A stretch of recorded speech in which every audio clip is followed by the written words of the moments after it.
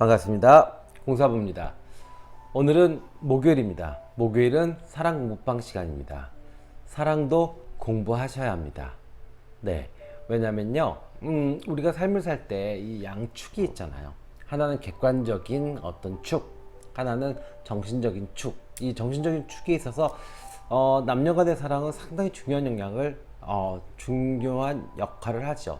그래서 사랑도 공부를 하셔야 하고요. 또 우리가 우리 인생의 삶의 질이 높아지는 그 조건에 사랑은 필수입니다. 그래서 이렇게 제가 매주 목요일마다 사랑에 관련된 주제로 여러분들과 같이 이야기를 합니다. 자, 오늘 제가 여러분들과 나누고 싶은 이야기는요, 연상 연하 커플이요. 그러니까 여자가 연상, 남자가 연하 커플. 요즘 들어서 좀 많죠. 뭐 드라마나 영화에서도 많이 보이고 현실에서도 결혼에 꼴이 나는 커플들도 종종 보입니다. 그러면 이제 이 배경에는 어떤 원인이 있느냐라고 했을 때 임상심리학자 게리스 헌트 박사는요, 일단은 여자의 사회적 지위가 상승됐다. 그러니까 여자의 사회적 지위와 경제력이 높아짐으로써 여자들이 일단 자신감이 생겼다. 네, 이것이 일단 연상 연하 커플이 생기는데 큰 역할을 했다라고 얘기합니다. 두 번째 이유는요, 여자의 자기 관리요. 네, 아까 얘기했어요. 어떤 사회적 지위가 상승됐다, 경제적 여유가 있다. 그러니까 어떻게 해요? 그걸 가지고 어떻게 해요? 자기 자신한테 재투자하죠. 그럼으로써 멋있게 나이가 드는, 그렇기 때문에 오히려 더 어린 여자보다 성적 매력이 더 높아지는. 그러니까 들어갈 때 들어가고 나올 때 나오고, 그 다음에 피부는 처지지 않은 상태로 어떤 원숙함이 있어요. 그러면 오히려 더 또 다른 어떤 섹시함, 이제 이거를 가질 수 있는 거죠. 예, 그래서 이렇게 배경을 두 가지로 이렇게 분석을 해봤고요. 그 다음에 또 심리학자 세실 제리크 박사는요, 여성의 인식 변화가 가장 크지 않겠냐. 왜? 그 전에는 남성 중심의 사회, 그러니까 산업화 시대나 아니면 농업 시대, 아니면 그 전에 또 원시 시대, 이럴 때는 사실은 남자의 노동력이 되게 많이 필요했거든요. 그리고 그 노동력을 통해서 여성은 어떤 조금 이렇게 경제적인 혜택을 좀 보는 이제 그런 구조였다면, 이제는 돈 벌어다 줄 남자가 필요하지 않다. 오히려 내가 더 많이 벌 수도 있다. 그러니까 삶의 즐거움을 함께 나눌 수 있는 남자. 네, 그러니까 나보다 나이가 많아서 잔소리를 하거나, 나보다 나이가 많아서 약간은 뭐 어떤 사회적 관심이라든지 이런 게 좀 떨어질 수도 있고, 또 아니면 뭐 성적 매력이 조금 적을 수도 있고, 이런 걸 선택할 바에는 오히려 삶의 즐거움을 나눌 수 있는 연하남이 더 낫다.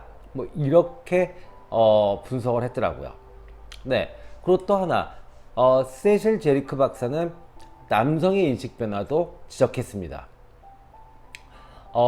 성숙한 여자일수록 남자를 안내해주고 그리고 지켜줄 수 있다라는 이미지를 남자들한테 보여준대요.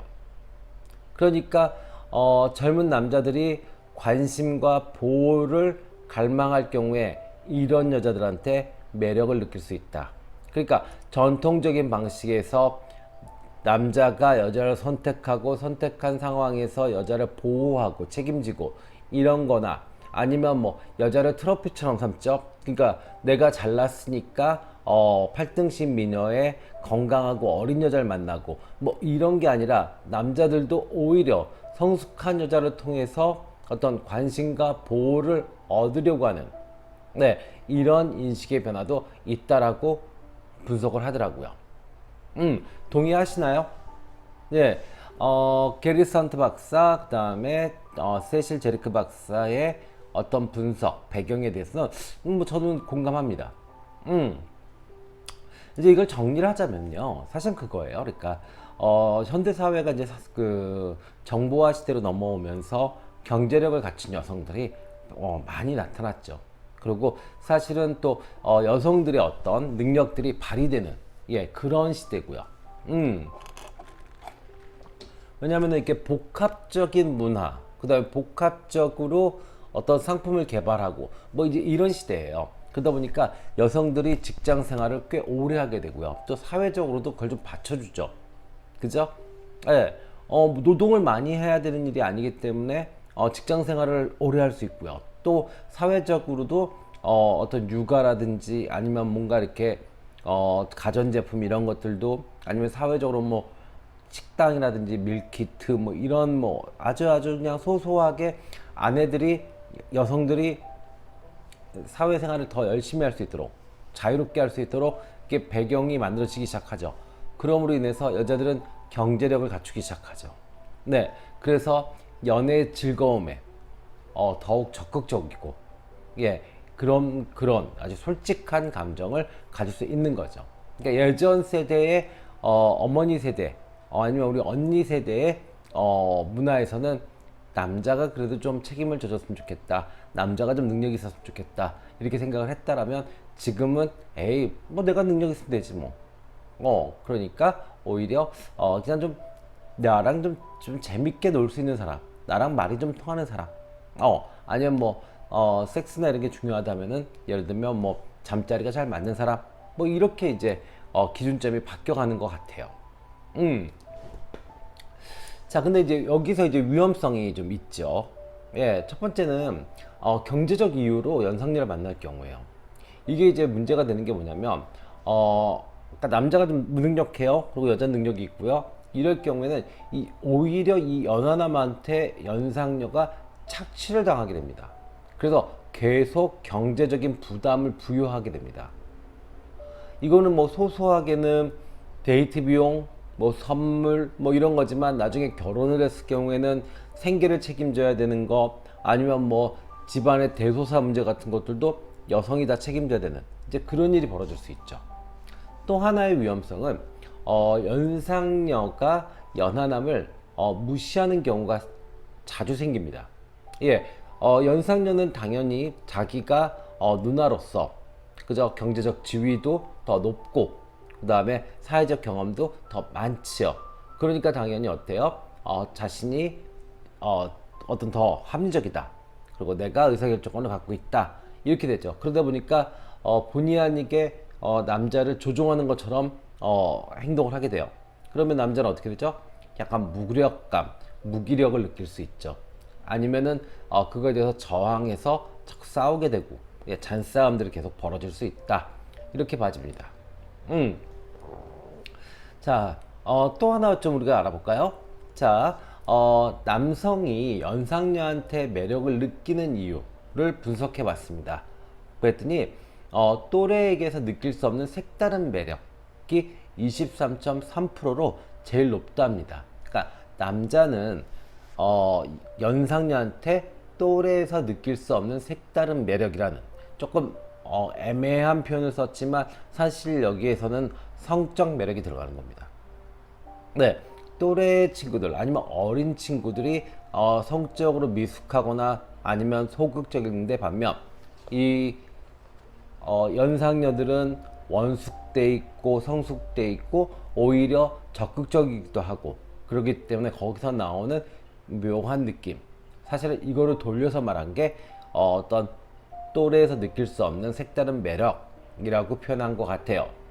자, 그 다음에 두 번째 이유는요, 나를 더 잘 이해해 줄 것 같다라는 그런 기대, 그것 때문에 이 연상녀가 매력이 있다 이렇게 이야기합니다. 그래서 요거는 22.7%가 됩니다. 비슷하네요. 그죠? 어떤 외적인 거나 성적인 부분이 23.3%, 그 다음에 어떤 이해심 이런 것을 중심으로 한 내면의 이야기가 22.7% 이렇게 됩니다.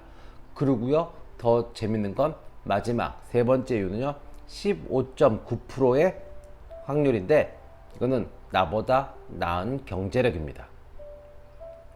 그러니까 남성 입장에서는 이렇게 따지면은 연상녀가 사실은 손해볼 일이 별로 없는 것 같아요. 그죠? 네.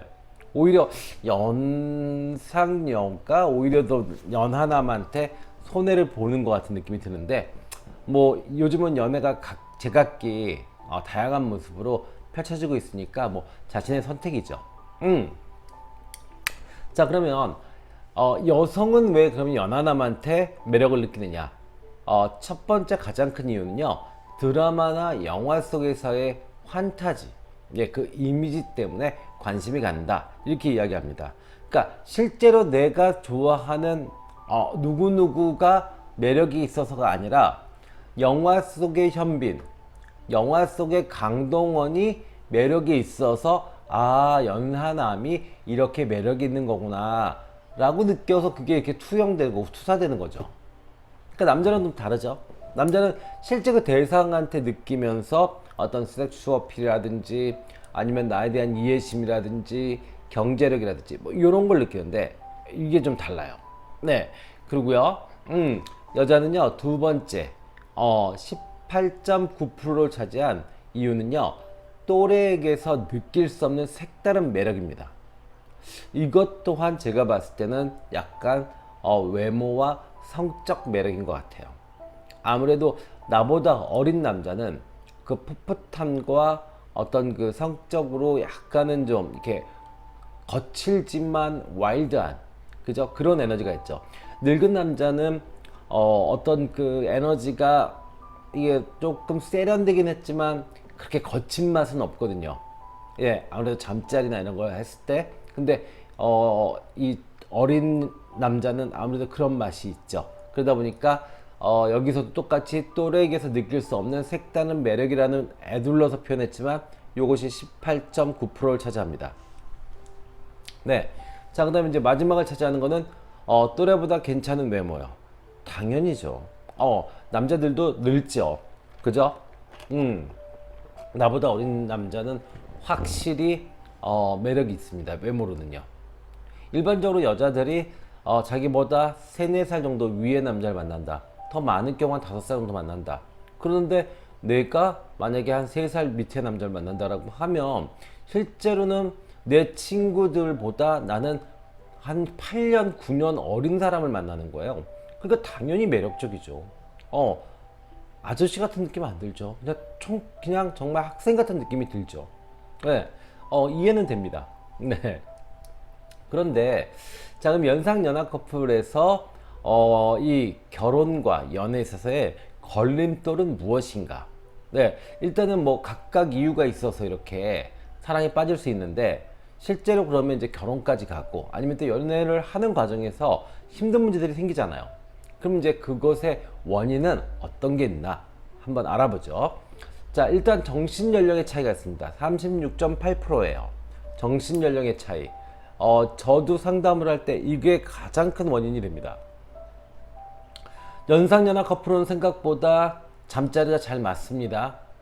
예, 왜냐면은 소극적이어야 될 여자가 오히려 적극적으로 변하고 리드해주기 때문에 남자는 오히려 그 야생마 같은 젊음을 조련받아서 오히려 잠자리나 스킨십은 더 잘 되고 좋습니다. 그러면 실제로 이렇게 그 어떤 이성적인 대화를 할 때 이제 어떤 수준 차이가 나는 거죠. 경험이나 연륜에서. 네. 그래서 정신 연령의 차이가 제일 크다라고 얘기를 합니다. 그리고 두 번째는요, 사회적 입지의 차이. 예, 분명히 주된 환경이 다를 겁니다. 네, 여자친구는 직장인이고 여자친구는 공무원이면 남자친구는 대학생이고 공무원 준비생이고요. 이럴 겁니다. 그러면은 사실은 여자친구가 많이 이해해 줘야 되죠. 그냥 그래. 아니면 예를 들어서 같은 직장 생활을 해도 마찬가지예요. 여자분은 대리인데 남자분은 이제 신입이고 뭐 이럴 수 있어요. 그렇다면은 평소 이렇게 데이트 하실 때 연상녀가 조금 연하남을 신경 써줘야 됩니다. 왜? 나의 말이 혹시라도 핸디캡, 약간 의기소침하게 만들지 않을까, 이렇게 좀 배려를 해주시지 않으면 사회적 입지의 차이가 연애 싸움의 큰 원인이 되기도 합니다. 자, 여기서 나온 이유가 또 있죠. 10.1%를 차지하는데요. 경제적 수준의 차이입니다. 당연하죠. 사회생활을 그래도 한 7, 8년 이상, 10년 가까이 한 여자친구와 이제 막 사회생활을 시작하거나 사회생활을 준비하는 남자친구의 경제적 수준의 차이는 크죠. 당연합니다. 자, 거기에 또 하나의 문제는 주위의 반대요. 주위의 반대도 한 10% 정도, 10.1% 정도 차지한다라고 합니다.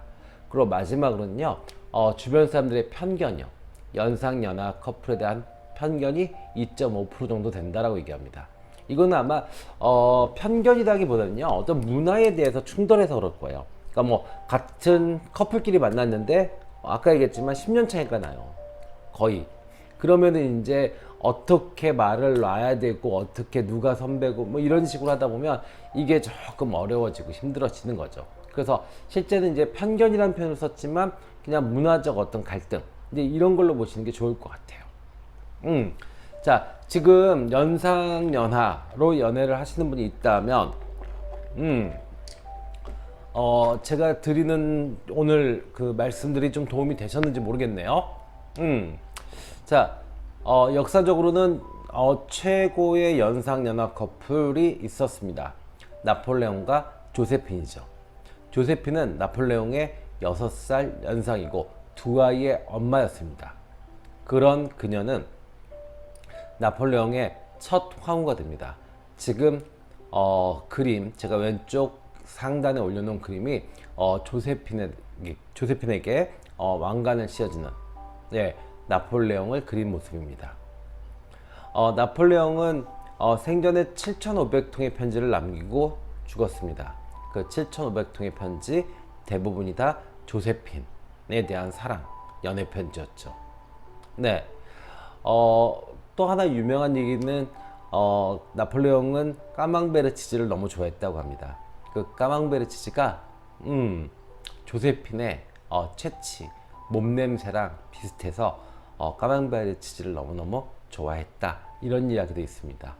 두 사람의 사랑은 조세핀이 아이를 임신하지 못하고 또 사치와 약간 무분별한 행동으로 그 궁에서 쫓겨나는 걸로 약간은 좀 새드 엔딩으로 끝났지만 그 이후에도 이 나폴레옹은 조세핀에 대한 그리움을 계속 이야기를 했습니다. 네, 정말 뭔가 그 나폴레옹답지 않은 어떤 그 로맨스, 사랑 이야기가 있었죠. 자, 그 다음에 또 하나의 그 커플이 있습니다. 쇼팽과 조르주 상드요. 조르주 상드는 인류 최초의 페미니스트라고 얘기합니다. 실제로 치마를 안 입고 바지를 입고 다니고, 그 다음에 짧은 머리를 하고, 그 다음에 남자들과 함께 길에서 담배도 피고 막 이랬던 아주 자유로운 영혼이었는데 그녀 또한 쇼팽보다 6살이나 많았고 두 아이의 엄마였습니다. 둘은 9년간의 동거를 했고요. 그리고 쇼팽은 조르주 상즈는 쇼팽을 엄마처럼 이렇게 그 보호해주고 아껴주었다라고 합니다. 나폴레옹은 영국 그 프랑스의 황제가 됐지만 핸디캡이 많은 사람이죠. 신분적으로 그다음에 외모적으로 그죠? 그리고 건강도 상당히 안 좋았다고 이야기합니다. 그런 그 내적인 어떤 갈증을 6살 많은 조세핀이 아마 엄마처럼 따뜻하게 배려해주지 않았나 싶어요. 쇼팽도 마찬가지죠. 쇼팽도 몸이 약해서 일찍 죽었죠. 그래서 그 몸이 아프고 그 다음에 어떤 예술적 열정을 가지고 있던 그런 쇼팽을 이렇게 당당한 페미니스트 조르주 상드는 정말 또 다른 자식처럼 쇼팽을 안아주고 품어서 사랑을 했었다라고 합니다. 결국에 두 역사적 인물들을 두 커플을 봤을 때 결국에 연상 연하 커플은요 연상녀가 모성애 그리고 리더십이 강한 경우에 성공할 확률이 높고 아름답게 사랑이 이루어질 확률이 높은 것 같습니다. 오늘의 결론은 그겁니다. 그래서 지금 연상연하 커플로 연애를 하고 계시는 분들은요, 한 번 정도 생각을 해보세요. 내가 정말 조세핀처럼 아니면 조르드 상드처럼 그런 모습의 여인인가? 아니면 나는 그냥 전통적인 남자가 좀 돈을 벌어오고 좀 남자가 이렇게 나의 생계를 좀 책임져 줬으면 좋겠다 이런 생각을 하는 사람인지 생각을 해보시고 연애를 하시길 바랍니다. 자, 저의 컨텐츠가 도움이 되셨다 그러면 좋아요와 구독을 부탁드리고요. 네, 그리고 이렇게 연애를 하시다가 고민이 있고 그 다음에 힘드시면 언제나 타로스타는 당신의 고민을 해결할 준비가 되어 있으니까 060-700-4579로 전화 주시면 저와 저희 스태프들이 최선을 다해서 여러분들의 고민을 해결하도록 하겠습니다. 지금까지 공사부였습니다. 감사합니다.